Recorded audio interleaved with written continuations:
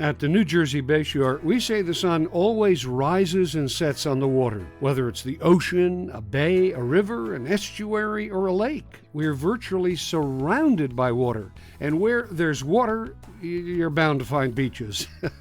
And we've got more than 35 miles of beaches, all kinds, with lots of differences to suit your particular needs. Some of our beaches are very popular, and as a result, they can be crowded and parking can be challenging unless you know a few secrets. And I'll share some with you. And some of our beaches can be difficult to find, and these are some of the greatest beaches around, but few people can tell you how to get to them. We also have some island beaches that are only accessible by boat or kayak, or if you're a really good swimmer. And last but not least, perhaps you've heard we have a nude beach, and I've never been there, of course, but I know exactly where it is. So this program is all about beaches at the Jersey Bayshore. We're not going to get into a lot of detail about prices and times and rules and regulations, but just give you a sense of what the beaches look like and what you might find there. So where should we start? We're going to go to a place today that's almost surrounded by water. It's a barrier peninsula, or as it's technically referred to, a spit, like a spit in a bucket. It's Sandy Hook. Sandy Hook was discovered by Henry Hudson in the 1600s, so it's rich with history. It's part of Middletown, and Middletown is part of the Jersey Bayshore. How do you get to Sandy Hook? Well, come on down the Garden State Parkway, get off at exit 117, jump on Route 36, and follow the signs to Sandy Hook. About a 20-minute ride. You'll go over the bridge at Highlands, and there it is, about 7.5 miles out. This is a national park with more than 2,000 acres. It's got more than 10 beaches. There are beaches on the riverside and the bayside, and people like that side sometimes because it's a little quieter. You can jet ski and parasail and go swimming, and the water's very clean.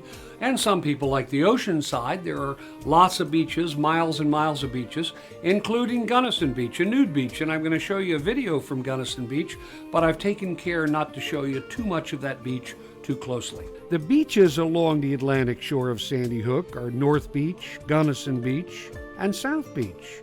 And they feature parking lots, lifeguards, restrooms, and some limited snack bars. And they don't permit animals until after Labor Day.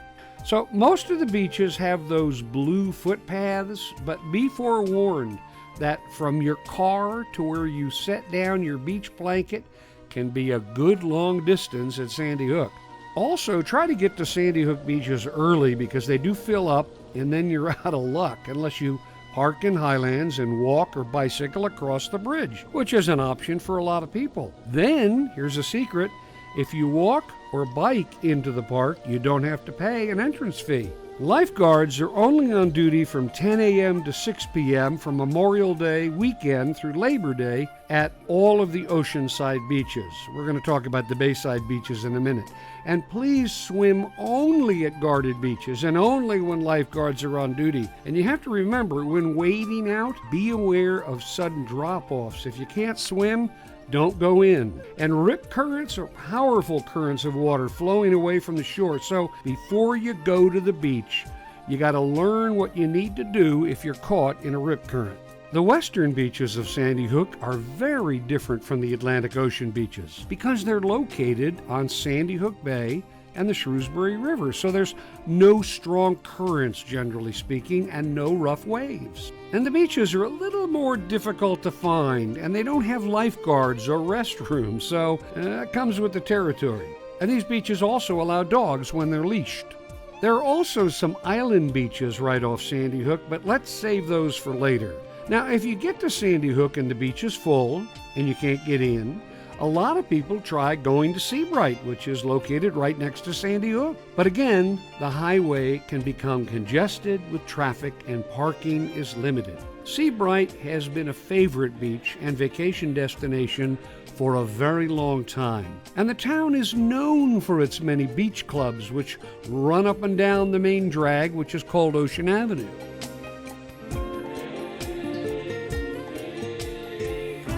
The official municipal beach has lifeguards and rescue personnel and restroom facilities and even seasonal locker rentals.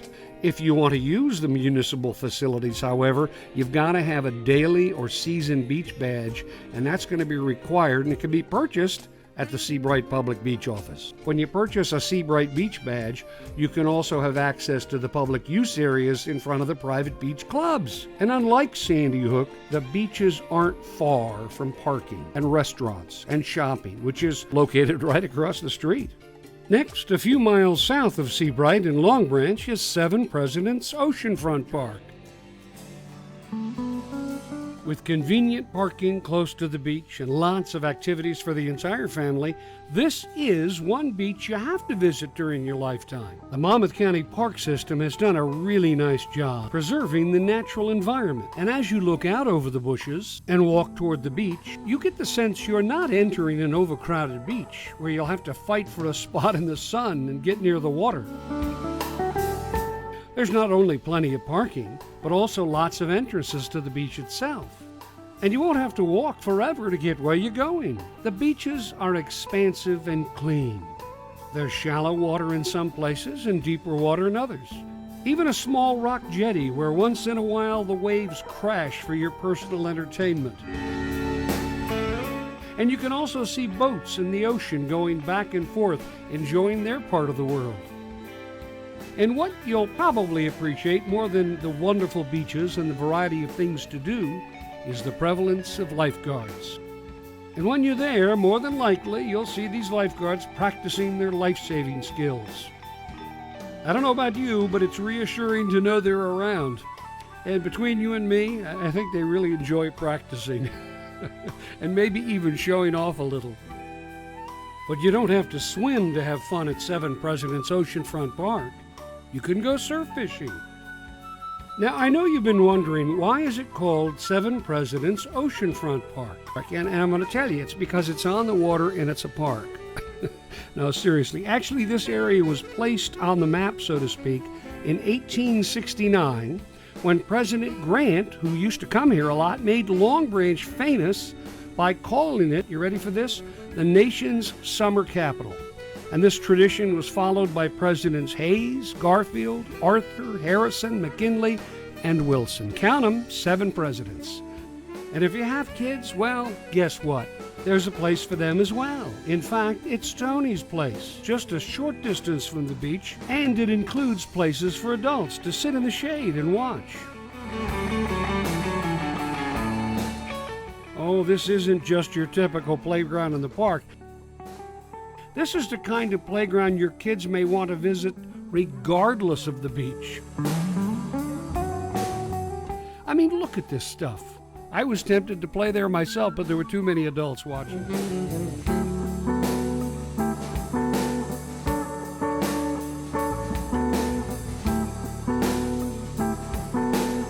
Then I saw this fellow in a tree right next to the playground.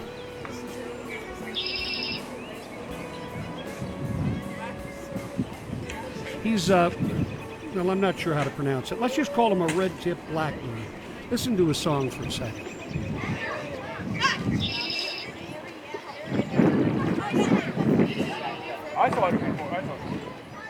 I also saw this guy flying in the sky, but I forget his name. Anyway, there are recreational activities for adults as well, like a few regulation volleyball sand courts and a brand new skateboard area.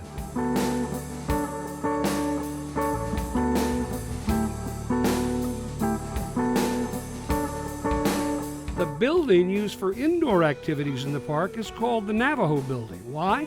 Because Buffalo Bill's Wild West show was here, and this building was used by some of the performers, like Buffalo Bill Cody himself, Annie Oakley, and Chief Sitting Bull.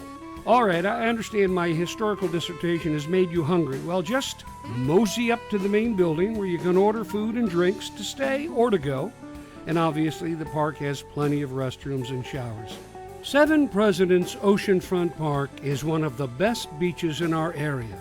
And if you haven't been here in a while, or you've never been here, you should try it. I think you'll like it. Okay, now let's take a trip over to Highlands, which is right across the bridge we drove to get over to Sandy Hook, and see what beaches are located on the Shrewsbury River. Well, there's a few free beaches. The first one is small, it's usually not crowded, and it's located right under the bridge.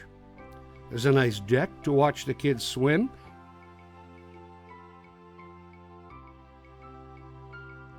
And this area is also very popular with divers who are searching for historical relics. And the next beach is also in Highlands. It's called the Miller Street Beach. It's free and located near a few waterfront restaurants, which is nice. It's also a nice beach to watch the boats go by. Next is a beach called the Recreation Center Beach, and the rec center is currently closed, but the beach should be open. Now let's head to Atlantic Highlands, to a beach that's really within walking distance from Highlands. It's called Papamora Park and Beach, and it's part of the Monmouth County Park System. This beach is one of my favorite freshwater or brackish beaches on Sandy Hook Bay. And you can see Sandy Hook on the other side. It's clean, well kept, and usually quiet. You can also come to the beach by small boat, and there are plenty of picnic tables, grills, and clean restroom facilities. And bring your bikes if you like, because Henry Hudson Trail begins in this park. You can also go surf fishing here, and make sure you do have a fishing license if you're going to do that. Again, these beaches don't have any rough surf or strong currents, and the water is generally clean except after a rainstorm. That's when you probably don't want to go in a river or a bay. They're peaceful and they're safe. The first beaches we'll visit are Leonardo and Belford, which straddle the Naval Weapons Station Earl, which is a pier that goes 2.5 miles into the bay, which is used to resupply military ships. But don't get too close or you'll be chased away. I know from personal experience. The beaches in Leonardo and Belford, Leonardo being on the east side and Belford being on the west side of that long military pier, are very clean and very quiet. It's a great place to relax. Bring small children or wade into the water. And remember, the beaches here are free. And please do deposit your trash. And if you don't see trash receptacles, then bring your trash with you. And like any unprotected beach, always be careful. Accidents can happen, and even things like a jellyfish sting can ruin a vacation. You might also want to bring some rubber water shoes just in case. I mean, while the sandy bottom is usually soft and free of debris, you just never know, so I wear them all the time. And the New York Waterway ferry service arrives in Belford, and some people actually come by ferry to spend the day at these nearby beaches, so give them a try.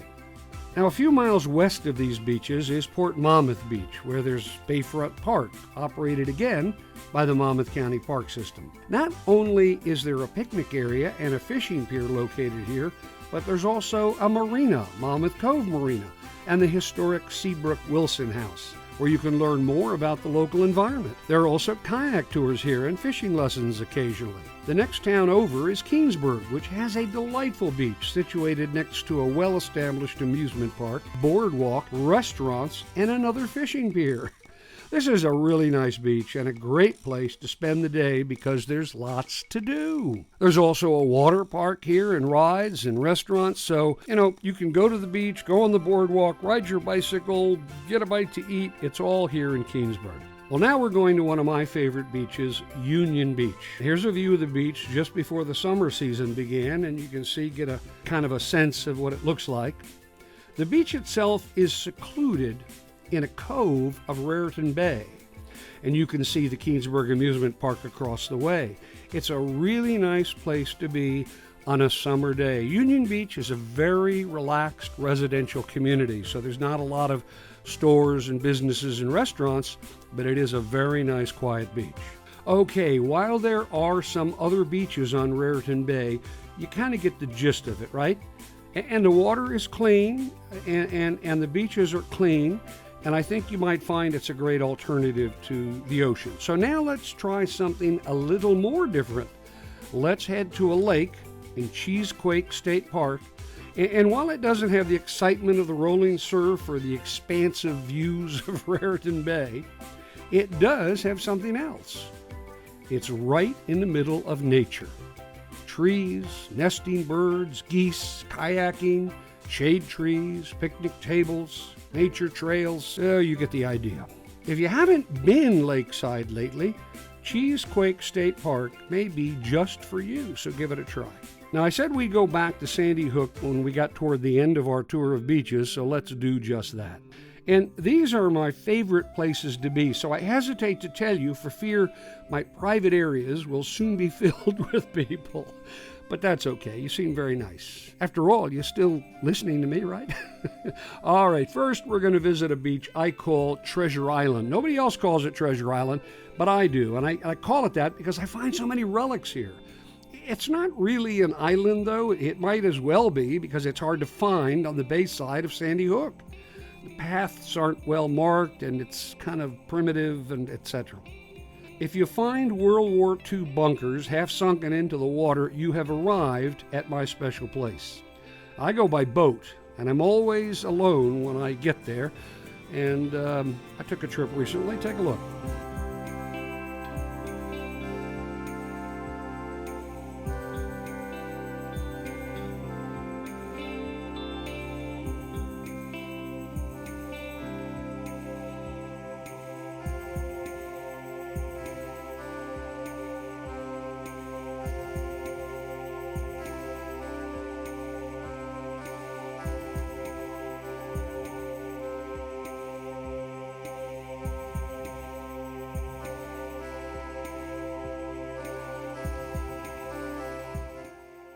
All right, next we're going to Skeleton Hill Island, which is also next to Spermaceti Cove. And it's also usually void of humans during the weekdays, but on the weekends, oh man, let the party begin.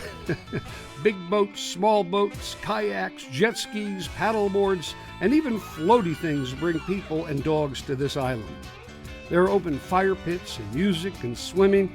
It's really delightful. Someone even brought a swimming pool one day, blew it up, and filled it with water. Even the seals come to this island when the humans aren't around. And again, please remember, take your trash with you because there's no receptacles here or anything else here except an island. All right, now for our last stop. This is my favorite place of all, and it's where the Navesink River meets the Shrewsbury River at the base of Hartshorn Woods Park.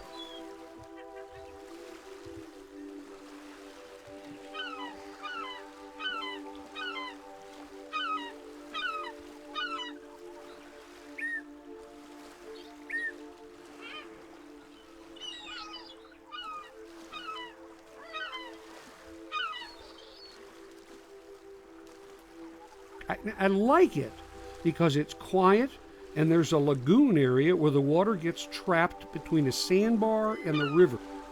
Now, you can get here by boat, but you can also park in the parking lot of Hartshorn Woods Park, also part of the Monmouth County Park System, walk down the hill toward the river on a main pathway, and then literally swim to the island. Or you can wade across when the tide is low enough. It's really not that difficult. You can also picnic at the base of Hartshorn Woods Park and use the water between the park and the island as your private swimming area. And please, no overcrowding, or I'll have to find another private place to enjoy.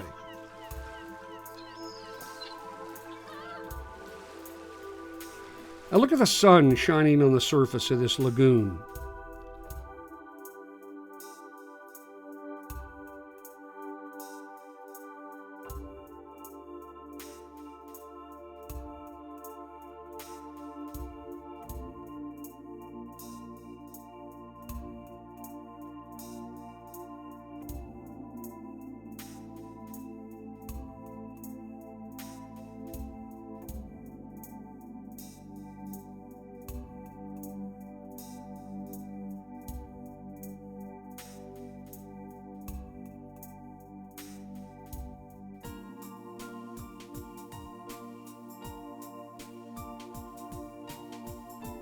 Well, now you've seen, not all, but most of the 35 plus miles of beaches here at the Jersey Bayshore, and I hope you'll stop being creatures of habit and try a beach you've never tried before.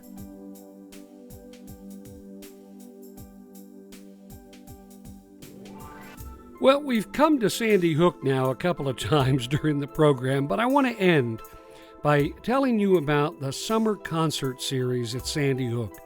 Every Wednesday, late in the afternoon, early evening, thousands of people come to hear some of the best groups in the New Jersey Bayshore. Take a look at what you see and what you might experience when you go to one of these amazing concerts.